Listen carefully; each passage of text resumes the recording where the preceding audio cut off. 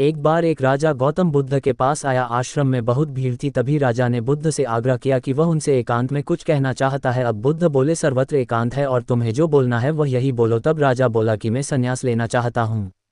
ये सुनकर बुद्ध थोड़ा गंभीर हो गए। वे बोले कि तुम्हें सन्यासी होने के लिए और दीक्षा देने से पहले मेरी एक शर्त का पालन करना होगा। राजा ने कहा कि जब दीक्षा लेनी है और संन्यास्त होना ही है तो सब शर्तें मंजूर है।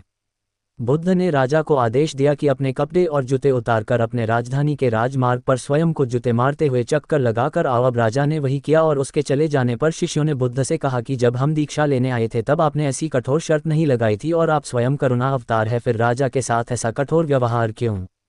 जब तुम लोग संन्यास लेने आए थे तो तुम्हारे अहंकार बहुत बड़ा नहीं था, इसलिए तुमसे द्वार द्वार भिक्षा मांग कर ही काम बन गया था। पर ये तो राजा है और इसका अहंकार भी बड़ा है, इसीलिए महारोग की दवाई भी अधिक शक्तिशाली होनी चाहिए। और राजा जब इस दशा में अपने ही प्रजा के सामने से गुजरेगा तो उसका अहंकार खत्म हो चुका होगा। राजा ने शाम तक शर्त पूरी कर ली और बुद्ध के पास आकर कहने लगा, तथागत मुझे दीक्षा देकर अब तो संन्यास्त करे। तभी बुद्ध ने राजा के सर पर मुकुट रखा और कहा कि अब तुम्हें संन्यास लेने की जरूरत नहीं है, अब तुम जाओ और स्वामी भाव छोड़कर सेवक भाव से राज्य करो।